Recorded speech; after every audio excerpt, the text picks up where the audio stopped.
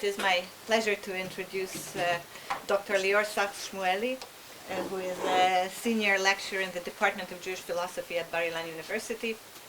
Her research focuses on Kabbalah and Hasidism, combining philological methods, digital humanities, gender, and the study of emotions.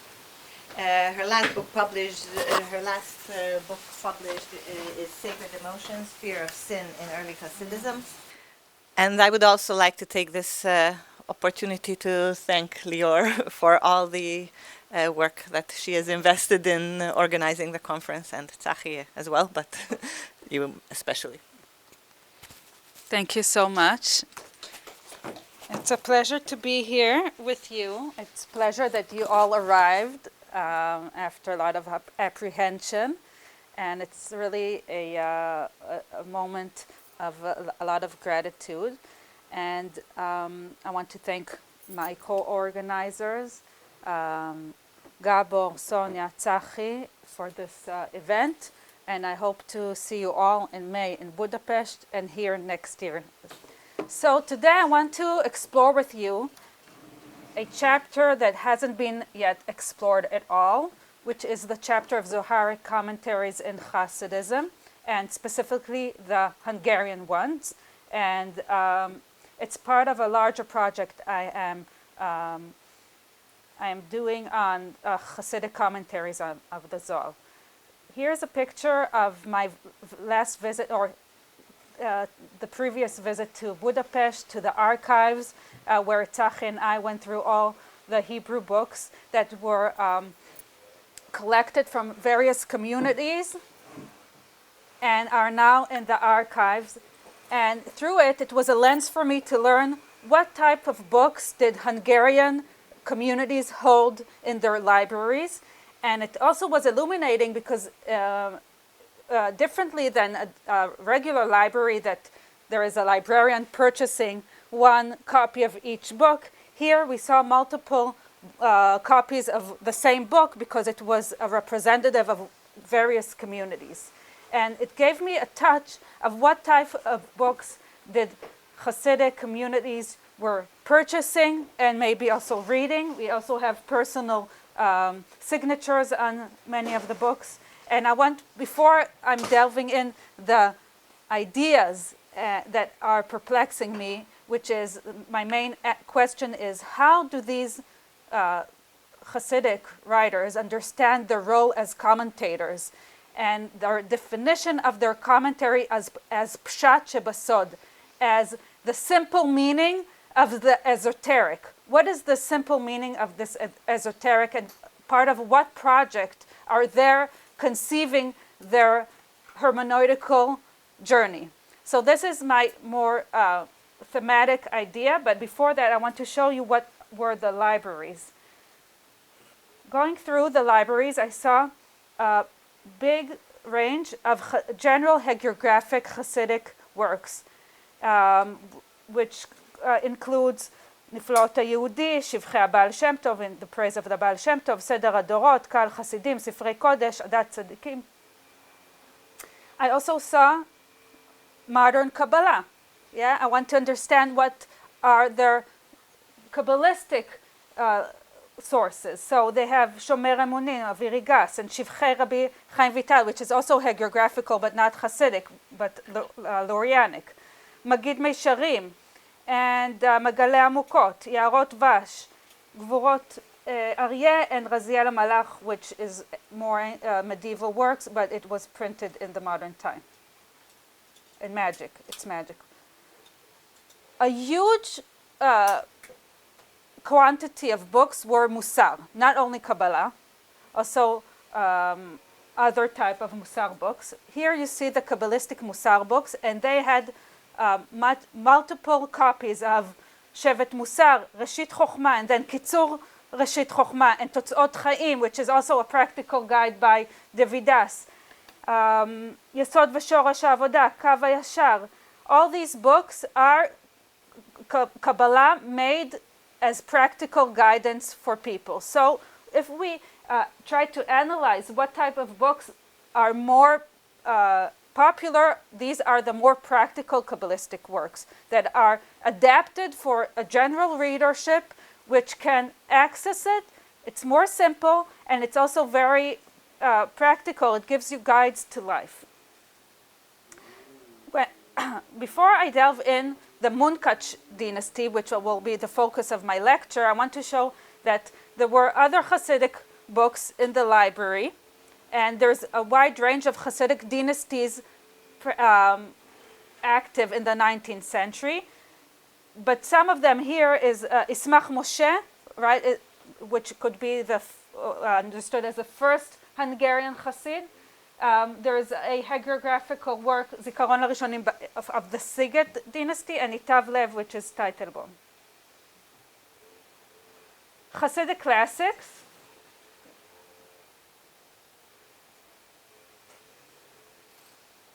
So a wider range of books were not Hungarian Hasidism, but general Hasidic works, like Dushat Levi, Likutei Amarim of the Tanya, Noam Elimelech, Vikuch HaRabba, which is with the Mitnagdim, Ohev Yisrael, Maor Vashemesh, and we see a large range of these more classical Hasidic works.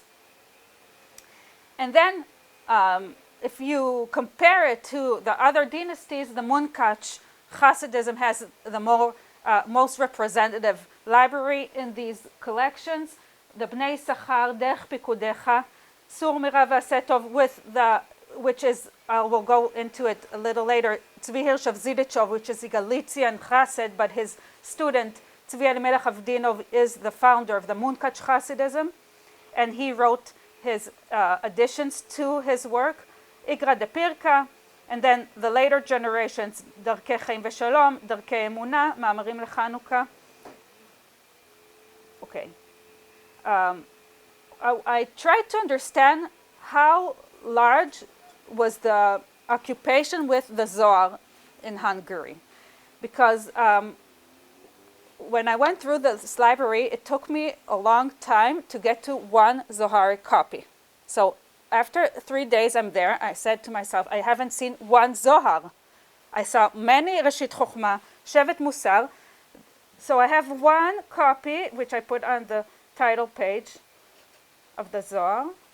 Here it is. Sefer HaZohar, Tfus Amsterdam. This is the copy I saw there. So I was puzzled. Why isn't the Zohar so popular in Hungary, and how many Hasidim were studying Zohar? So I don't have a definite answer for this. I did find that Aaron Yeshayahu Fish of the Hadas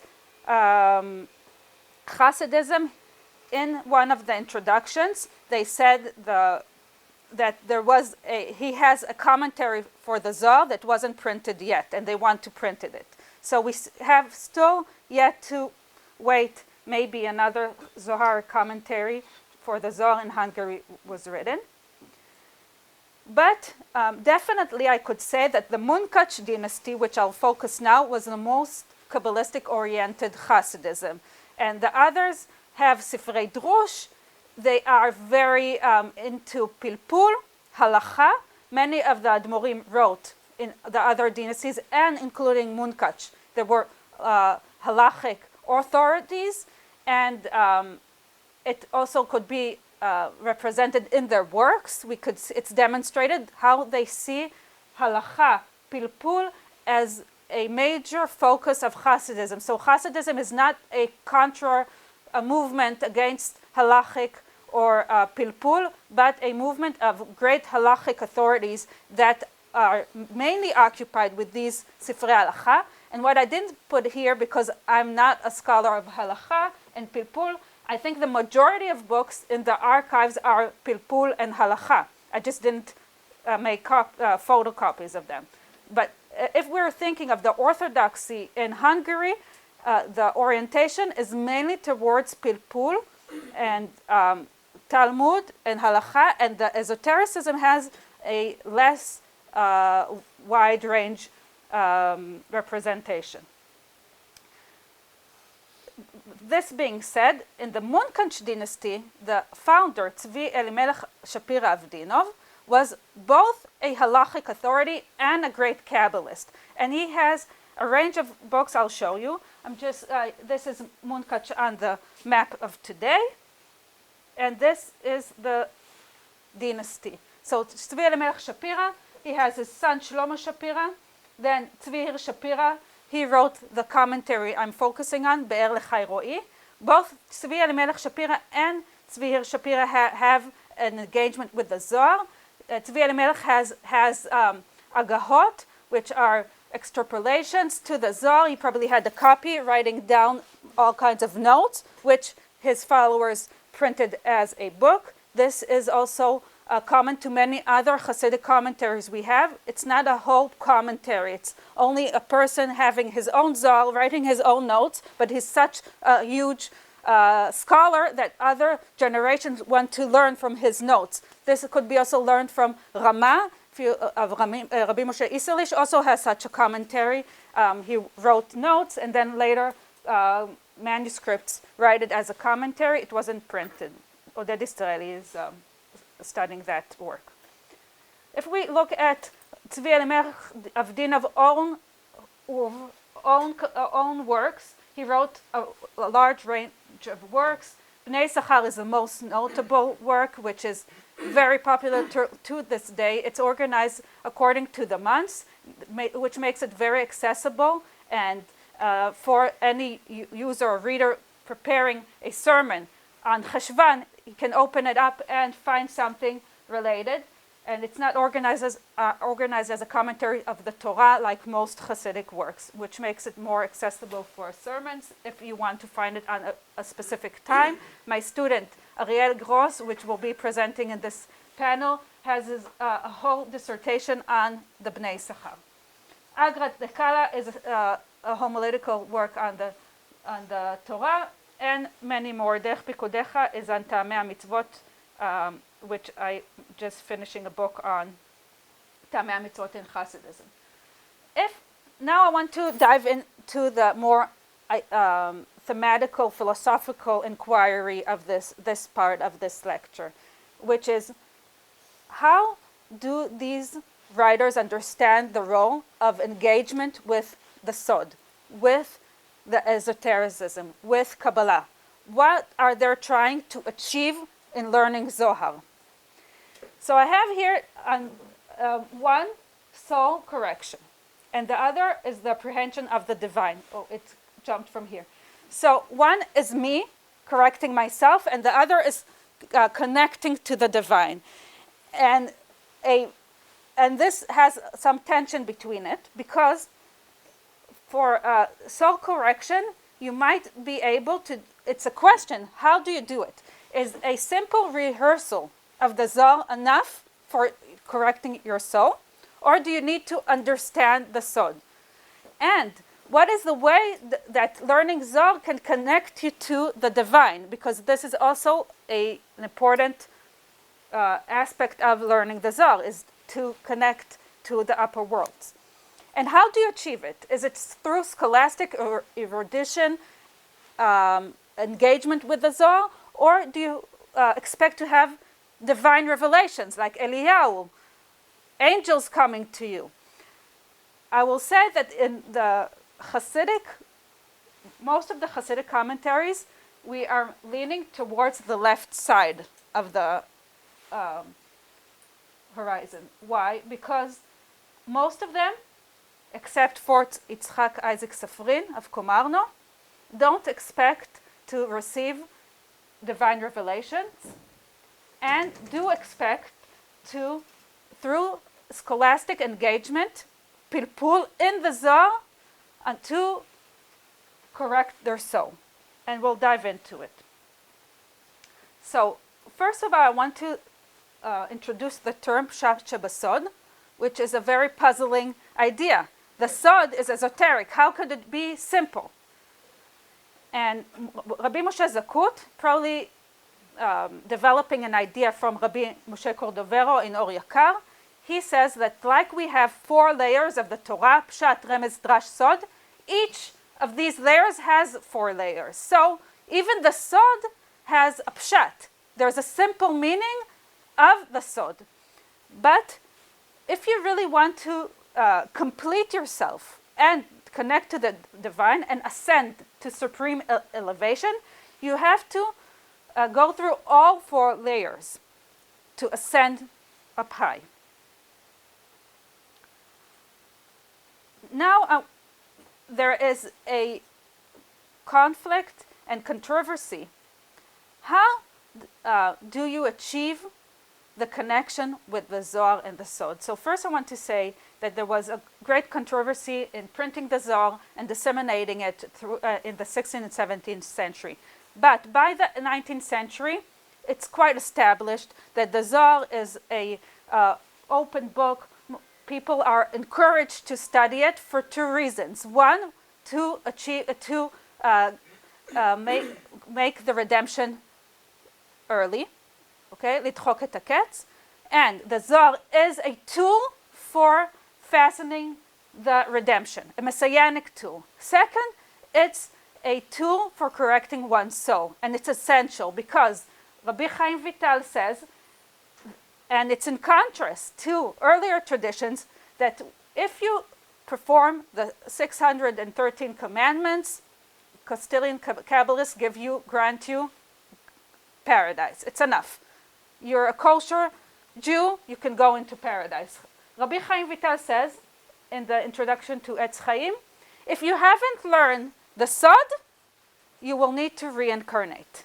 So, if you want to complete your mission in life and enter paradise, the Zohar is essential for your correction of your soul.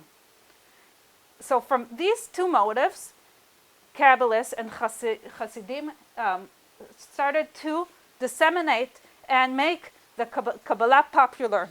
So anyone could achieve this goal because and you could see it as a democratical move. And in this, there is a controversy. Do you need to understand the Zohar to achieve paradise, or it's enough to say it like liturgy? And in Sumira Asetov by Rabbi Tzvi Shavzidichov, a Galician rabbi, he says, you need to set fixed time to study the book of the Zohar in order to know the source of the light of the eyes and to discharge one's obligation to merely reciting it by heart. Okay? It's not enough to recite it by heart. This is written here. On the margins, on the additions, Rabbi Tzvi Elimelech Avdinov, which is his disciple and student, he doesn't agree on this topic. He says, it is indeed a tradition in our hands that even one who understands nothing of the language of the Zohar is capable of refining his soul. So, against his rabbi, he says, no, you can keep reciting the Zohar even if you don't understand it, because the mere pronunciation of the Zohar as a liturgy is enough to correct your soul. This is also connected to his work in Derech Pikudecha on the rationale of the commandments. He wants to grant any individual an opportunity in one life to achieve his soul correction, levush neshama, and he's against Rabbi Chaim Vital that conditions this in many reincarnations. So he wants to give any individual the ability, even if he's not a top scholar, to correct his soul by recitation. He follows the Ari on this issue, but I won't get into it. Now, in light of the engagement is so central, how should one engage with the Zohar? In what methods? Even Rabbi Tzvi Avdinov will agree that one that is capable, that has the intellectual capacity, does need to engage with the Zohar. So in what manner? What is the tool? What is the hermeneutical toolbox we have in discussing the Zohar? So Rabbi Tzvi Zidichov says that like people have pilpulim charifim, great eruditional efforts in studying the Talmud, the same erudition needs to be applied for the Zohar. And the purpose is yichudim, to have the proper intentions while you pray and do mitzvot. So the yichudim is the main goal. And he says, please refrain from too many gematriot. Because in Ashkenaz, and it's not only in Hungary, they love gematriot. It's a numerical exercise that makes their sermons magnificent, impressive, that they are so capable of making all these numerical calculations. And he says, this is not the main essence of the Sod. This, again, makes Tzvi Elimelech Avdinov unsettled. And he says, yes, okay, but through gematriot you can get into numerous internal meanings. So he brings back the gematriot, and if you read Bnei Sachar, you'll see all over gematriot, everywhere. And it's a chapter in Ariel Gross's monograph. Okay. I will only go very quickly when this last part of the